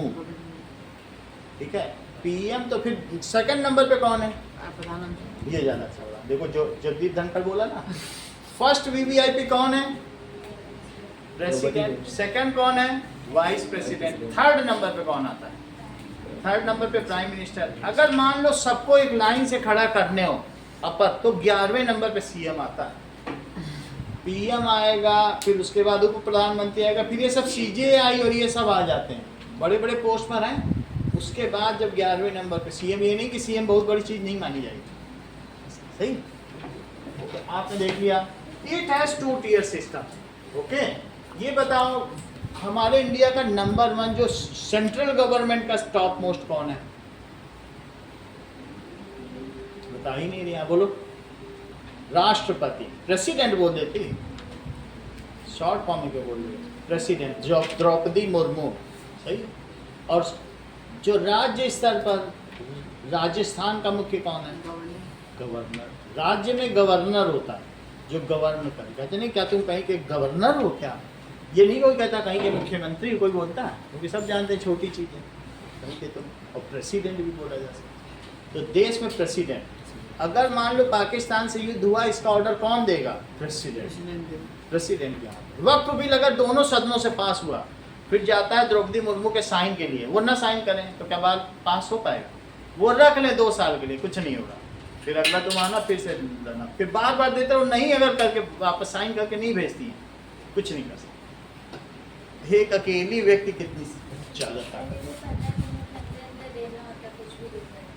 कुछ भी रिजल्ट है पुनर्विचार के लिए। लेकिन अगर तुम कोई भी बिल है, कई ऐसे बिल आए हैं, कई ऐसे बिल हैं कि मान लो वो तो अभी संसद ने बोला है, उसका डिस्प्यूट है, लेकिन वो नहीं माना जाता। राष्ट्रपति को सुप्रीम कोर्ट आदेश नहीं दे सकता, वो जितने दिन चाहे रखे रहें। जब मनमोहन सिंह सरकार ने कानून पास किया था, 2 साल रखा रहा था उनके समय में, और जो राष्ट्रपति थे उन्होंने नहीं उसको किया, कुछ कोई नहीं बोल सकता, सही है। अभी ये सुप्रीम कोर्ट ये थोड़ा सा क्या है कि बाहर से पैसे खाकर ये लोग सोचते हैं कि कर लें, लेकिन ये हो नहीं सकता। तो उनको बता दिया कि ऐसा आप जो कर रहे हैं, ये सुपर संसद बनने की कोशिश मत करें। वो राष्ट्रपति को कोई आदेश दे सकता है क्या कि इतने दिन में दो? ऐसा कोई कर सकता है? चलिए, तो हमारी गवर्नमेंट कैसी बोलो? Federal structure. फेडरल स्ट्रक्चर को हिंदी में क्या कहते हैं? संघीय सरकार। हमारा देश राज्यों का संघ है। संघ का मतलब है यूनियन ऑफ रिपब्लिक। हम यूनियन है, राज्यों का संघ है कि नहीं? इसलिए इसको फेडरल स्ट्रक्चर जब पूछा जाए तो कह देना 2 tier या 3 tier गवर्नमेंट। समझ में आ गई बात? आगे देखो, each tier has further 3 pillars, 3 divisions। वो कौन कौन से हैं? मेरा कहने का मतलब है कि हमारे यहाँ एक ऐसा स्ट्रक्चर है जिसमें 1 2 3, और दूसरे में भी कितने हैं? 2 3, और तीसरे में भी कितने हैं? 1 2। ये चीज अभी पढ़ाई की नहीं तुमको? इसको कहते हैं in each tier there is horizontal division of power. मुख्य सेंटेंस है, इनमें शक्तियों का बंटवारा है, लेकिन इनमें कोई ऊंचा नीचा नहीं है, सब बराबर हैं। लेकिन कोई 9th का बच्चा तुम्हारे पास आ जाए, उसको वर्टिकल, वो तुमसे छोटा माना जाएगा, वो दीदी दीदी करके नमस्ते करेगा, ये चॉकलेट भी खिलाएगा। लेकिन इतनी बात है, इनमें क्या होता है बताइए? Horizontal division of power. और ये क्या है? वर्टिकल डिवीजन, क्षैतिज विभाजन शक्तियों का। क्षैतिज, इसको कहते हैं ऊर्ध्वाधर वितरण, और इसको क्षैतिज, इस चीज को, यही पावर शेयरिंग का कानून है। तो इन ईच टीयर क्या होगा, देयर इज 3 इंस्टीट्यूशंस देयर, हर टीयर में कितने इंस्टीट्यूशन है, इन ईच टीयर। अगर मैं ईच टीयर कह रहा हूं तो उसको लोकल गवर्नमेंट में ना माना जाए, क्योंकि बात दो ही है। Each tier there are 3 institutions, 3 संस्थान हैं। इंस्टीट्यूशंस कौन कौन से हैं, legislature, executive and judiciary.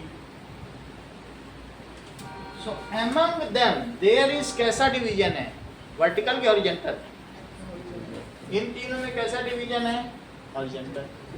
among them सबकी शक्तियों को क्लेरिफाई किया है, किसी पे कोई हावी होने की ना कोशिश करे। संसद कह दे कि वो सुप्रीम कोर्ट कह दे मैं सबको भी जेल में डाल दूंगा और तुम लोग हमारे पैसा भेजो जो पुल बनवा रहे हो, क्या ऐसा कर सकती है? Everything is clearly annotated in constitution, कोई किसी पे हावी नहीं हो सकता, नहीं तो झगड़ा हो जाए। इन्हीं पावरफुल, सब पावरफुल लोग हैं, सब संविधान से चलता है। There is horizontal division of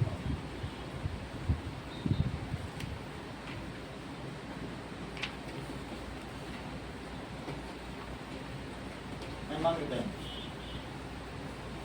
However, एक और चीज है, among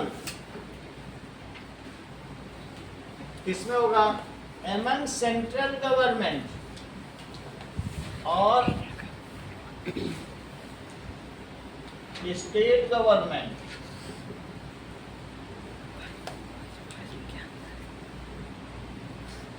और किसके किसके बीच में, लोकल गवर्नमेंट। तो कैसा डिवीजन है, vertical division of power.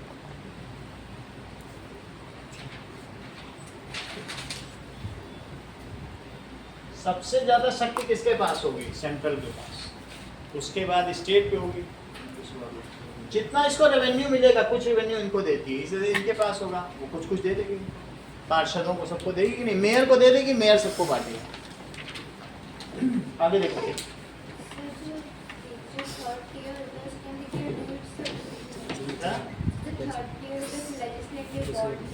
Legislative वो कानून कैसे बना सकता है, इनके पार्षदों के पास इतना कहाँ दिमाग है।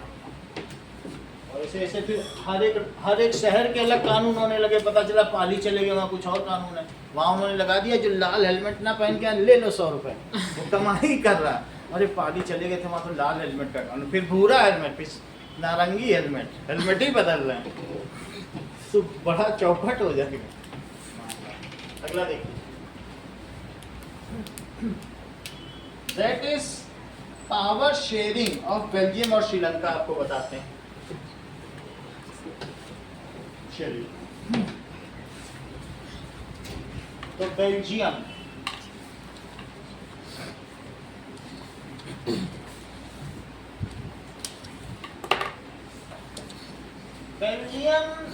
एक आप समझिए बहुत छोटा सा देश है यूरोप का।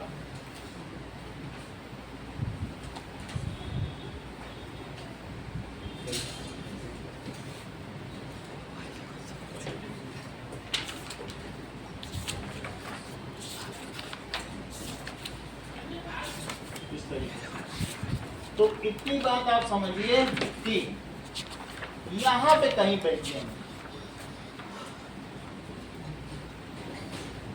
बेल्जियम कहाँ पे है, यूरोप में, दैट इज एशिया। अब हम इसकी कहानी बताने जा रहे हैं, ठीक है। यूरोप का छोटा देश, Belgium is a small country in Europe. ये इतना छोटा है कि भारत के हरियाणा के बराबर है, और छोटा भी बना सकते हैं, बहुत छोटा है। मतलब भारत का जो हरियाणा होगा उतना होगा, ठीक है। इसके बारे में सारी बात लिखो, ये सब कुछ इंपॉर्टेंट है जो जो लिखवाना। That is Belgium is a small country in Europe, has area equal to Haryana.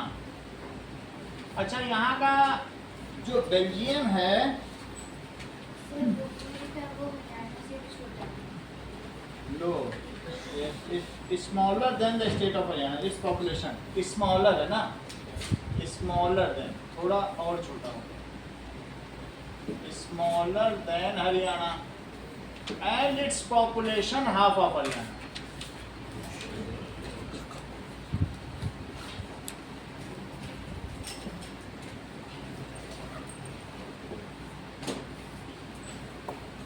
अब जरा देखिए, मान लीजिए अगर लोगों में पावर शेयरिंग ना की जाए तो क्या इसके दुष्परिणाम हो सकते हैं?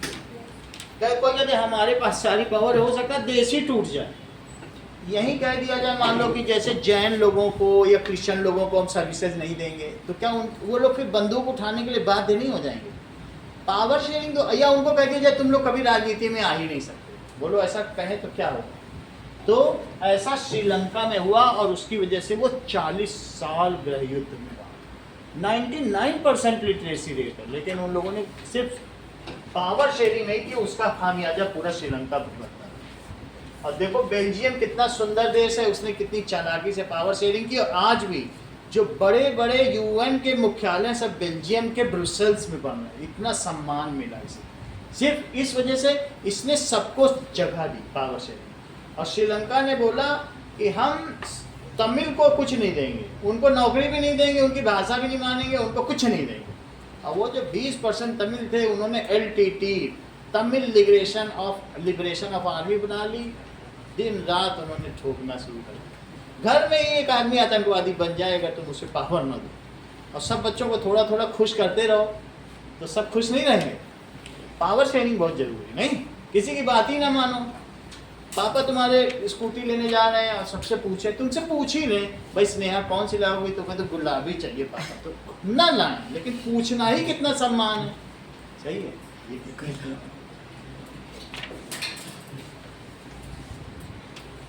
चलो तो अब हम कहानी सुनते हैं बेल्जियम की कि इसने कैसे चीजों को संभाला पावर शेयरिंग के जरिए और श्रीलंका ने कैसे बिगाड़ा। Now, let us see the map of Belgium and what is the demography of Belgium. Belgium दिखता कैसे है, तो वो आपकी बुक में बना होगा।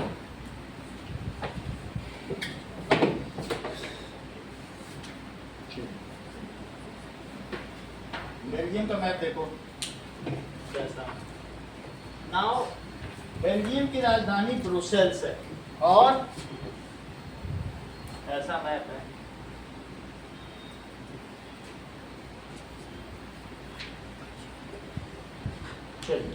इसमें यहां से ये ब्रुसेल्स है,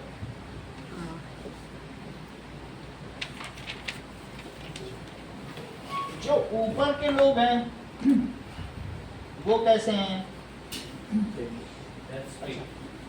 हाँ? तो देखिए दैट इज ए फ्लेमिश है, ये डच स्पीकिंग है। यहाँ के लोग कैसे हैं? फ्लेमिश। फ्लेमिश का क्या मतलब है? उनकी कुछ अपना कल्चर होगा। तो ये डच, डच कहाँ के लोग बोलते हैं? नीदरलैंड के लोग। नीदरलैंड यहाँ है, लेकिन अब कहीं से यहाँ पे बस गए, ये नीदरलैंड के पास ये नीदरलैंड है। तो नीदरलैंड के लोग कैसा बोलते हैं? डच भाषा बोलते हैं, और वही लोग यहाँ पर थोड़ा इससे कॉन्टेक्ट में हो, ठीक है? यहाँ के लोग क्या बोलते हैं? डच बोलते हैं। नीचे के लोग कैसे? दैट इज वेलॉन है, उनको वेलॉन कहते हैं। और वो बोलते क्या है? जैसे लोगों को कहते हैं मलयालम है और मलयाली बोलते हैं, हरियाणा के हरियाणवी बोलते हैं, दिल्ली के हैं पंजाबी बोलते हैं। तो नाम कौन है और क्या बोलते हैं? दिल्ली के हैं पंजाबी बोलते हैं। ऐसे वेलॉन है और बोलते क्या है? दैट इज फ्रेंच, ऐसे बोलो, इनको वेलॉन कहेंगे। And this is French speaking. अच्छा, इनकी राजधानी क्या है? ब्रुसेल्स है, ठीक है? इतनी बात आपको बता दी गई है। इसके अलावा यहाँ कुछ लोग जर्मन स्पीकिंग भी हैं। ये यहाँ प्रूशिया, प्रूशिया का मतलब जर्मनी। पहले नाम इसका प्रूशिया था, अभी इसका क्या है? जर्मनी। ये फ्रांस है, ये स्पेन है, ये इटली, ऐसी चीज है। बाकी तो ये जानते हो ये खाड़ी देश में गल्फ कंट्रीज है, ईरान, इराक, सऊदी अरब, यूएई, ये साउथ अफ्रीका है। तो हम ये बात कर रहे हैं कहीं कहीं के लोग, जर्मन के लोग भी यहाँ बस गए आके, और बाकी नीदरलैंड के भी आके बस गए, और यहाँ के खुद के जो लोग थे, समझो फ्रेंच के भी आ गए, कहीं कहीं से आ गए। यहाँ के अपनी कोई भाषा नहीं, 3 तरह के लोग हैं। बेल्जियम समझ में आ गया? इसके बारे में लिखो, ये सब लिखेंगे फिर समझेंगे इन्होंने पावर शेयरिंग कैसे। चलो तो देखिए, its border has France, Germany, Luxembourg and Netherlands. इसका मतलब है थोड़ा सा हम फ्रांस को और बढ़ा दें, कुछ ऐसा है, इसके बॉर्डर इसके साथ भी हैं, और नीदरलैंड के साथ भी इसके बॉर्डर हैं, और जर्मनी के साथ भी बॉर्डर हैं। इसके बॉर्डर किसके साथ है बोलो? फ्रांस, अभी मैप कराएंगे आपको तो बता देंगे। फ्रांस, नीदरलैंड, जर्मनी, और इसके ठीक ऊपर है लग्जमबर्ग, चार जगह। सो it shares border with France, Germany, Netherlands and Luxembourg.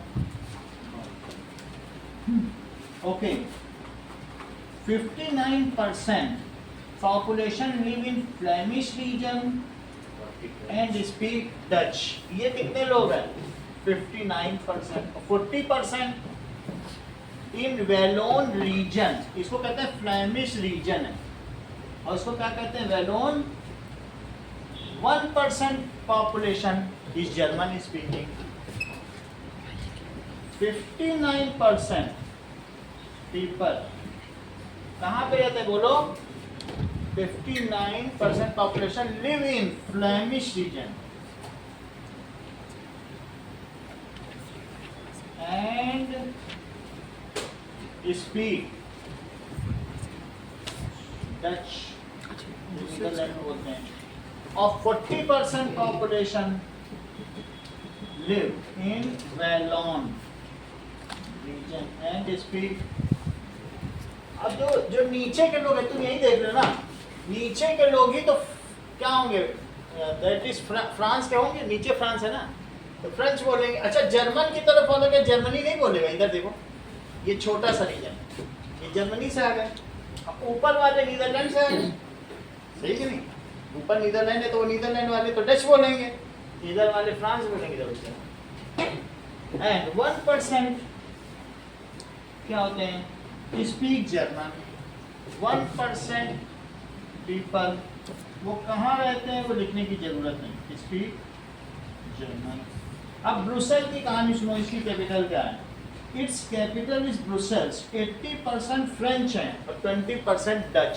ये ब्रुसेल है, इसमें बोलो 80% क्या बोलते हैं? French and 20% Dutch. ये बात जान लो, फ्रेंच जो एक समय में था, नेपोलियन के समय में बहुत अमीर था।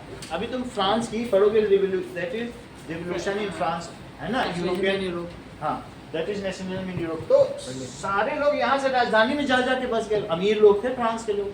तो 80% फ्रेंच इन ब्रुसेल्स। क्या हुआ बोलो? ब्रुसेल्स में भी यूएन के मुख्यालय हैं, इतना ज्यादा शांत एरिया है, कभी कुछ नहीं होता वहाँ। तो Brussels is capital of Belgium. It has 80% French people speaking and 20% Dutch speaking. अच्छा, अब इतनी इसकी पूरी बात है। इसमें पावर शेयरिंग कैसे की, ये देखो जरा ना, how it has accommodated its population.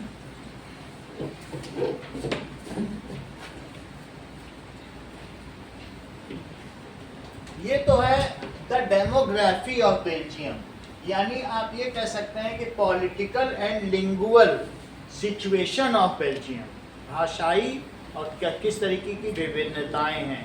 और राजनीतिक और भाषाई विभिन्नताएं देख ली। अब हम क्या देखेंगे, that is power sharing in Belgium. जो वहां की पावर शेयरिंग है वो अकोमोडेटिव है, यानी वो सबको क्या करती है बोलो, समावेशित करती है। It accommodates all kind of cultural and lingual difference and everybody enjoys power। देखिए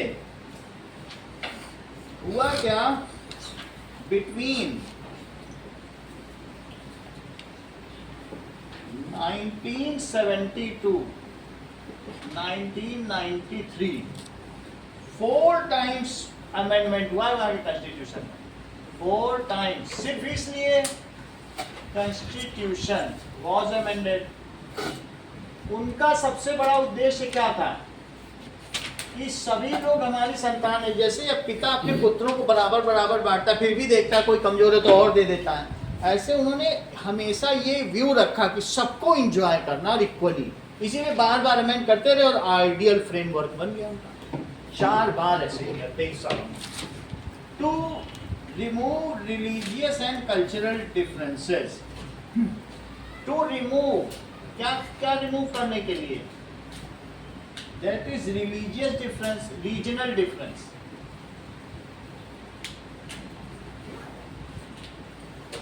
अगर सबको पावर शेयरिंग हो तो कोई भी किसी से उसमें एनमिटी रखेगा ही नहीं। अब क्या हुआ, जो इनकी सेंट्रल गवर्नमेंट, ये सेंट्रल गवर्नमेंट, यहाँ कौन बैठता है बोलो ब्रुसेल्स में, सेंट्रल गवर्नमेंट। यहाँ पर दोनों के 50-50% मेंबर, जैसे हमारे संसद भवन है, तुम कहोगे कि 80% फ्रेंच को रख देते, उन्होंने कहा नो, दोनों के 50%, क्योंकि संसद ही तो कानून बनाती है।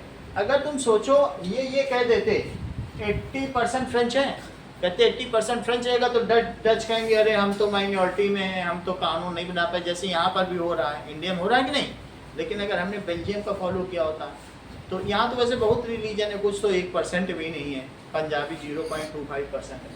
वहाँ पर क्या है 50-50% रखा। क्या रखा बताओ, 50% किसके मंत्री, फ्रेंच के, अब 50%, जबकि डच 20% थे। उन्होंने कहा अरे हमको इतना सारा दे दिया, लेकिन इन्होंने भी बोला ठीक है कोई बात, वो भी तो खुश रहेंगे।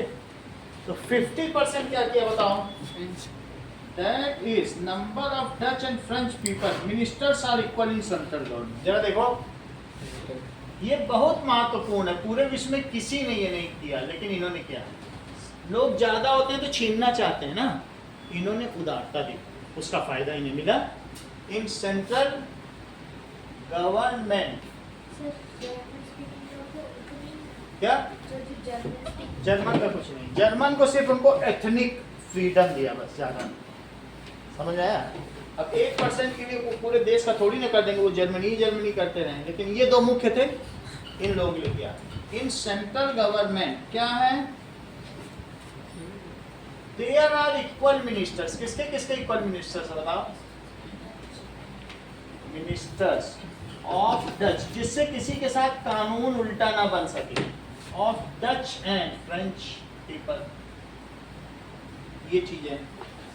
अब देखिए स्पीकिंग, और एक क्या काम किया, ये तो केंद्र सरकार हो गई भाई, कानून बराबर रहेगा।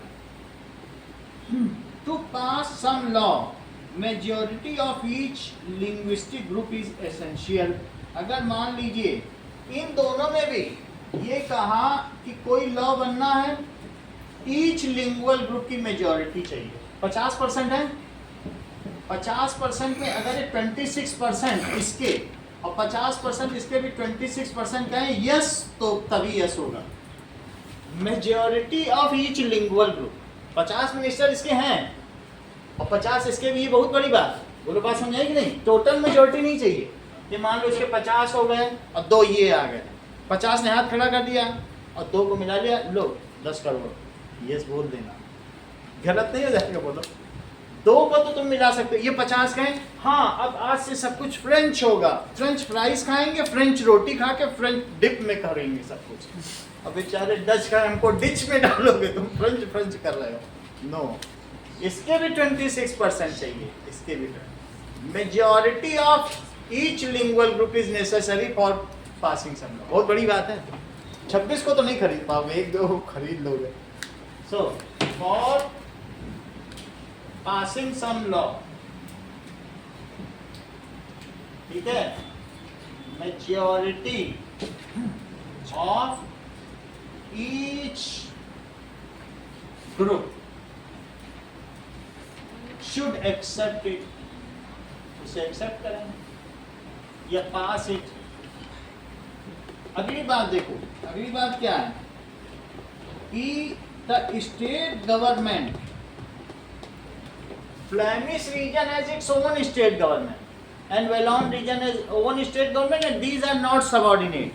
जैसे यहाँ पर है, कभी क्या होती, केंद्र सरकार एनआईए लगा देती, कभी सीबीआई लगा देती है, ममता बनर्जी को जेल में डाल देती है। वहाँ ऐसा नहीं है, वहाँ डाल ही नहीं सकती, तुम जो करना करो। State government is not subordinate, वो अपना है। सेना सबकी एक है लेकिन वो अधीन नहीं है, नहीं तो वो लोग क्या करें, हम डच को डाल लें, ऐसा नहीं कर सकते। सही है, स्टेट गवर्नमेंट सबऑर्डिनेट नहीं, वो उसके अंतर्गत नहीं है, अधीन नहीं। State government is not subordinate, यानी वो उसके अधीन नहीं है। ऑफ सेंट्रल गवर्नमेंट, वो अपना काम कर सकती है, वो इंडिपेंडेंट है। और बात समझिए, इसके अलावा apart from this there is a third kind of government, community government. French वाले भी क्या करें, जर्मन वाले, उनकी भी एक गवर्नमेंट है, वो अपने हिसाब से सब काम कर, उनको पैसा भी मिलता है। लो अपनी जर्मनी की तो भाषा, स्कूल खोलो, सब कुछ। एक स्टेट गवर्नमेंट, एक सेंट्रल गवर्नमेंट, तीसरा community government. Apart from this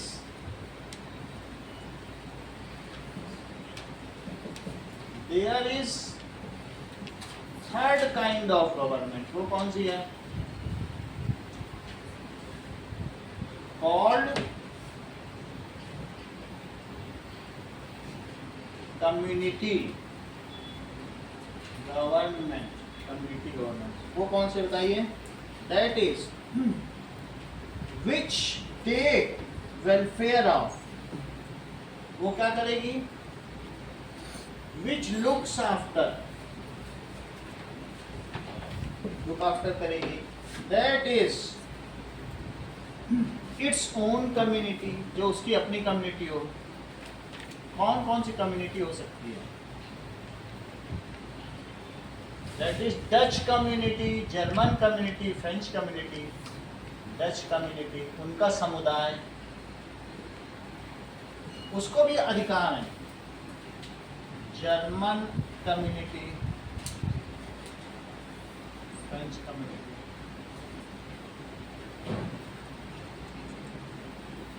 तक सिविक्स की क्लास होगी और मैथ्स की 2 क्लास होगी 11:30 से 2। जस्ट इतना ही रखो।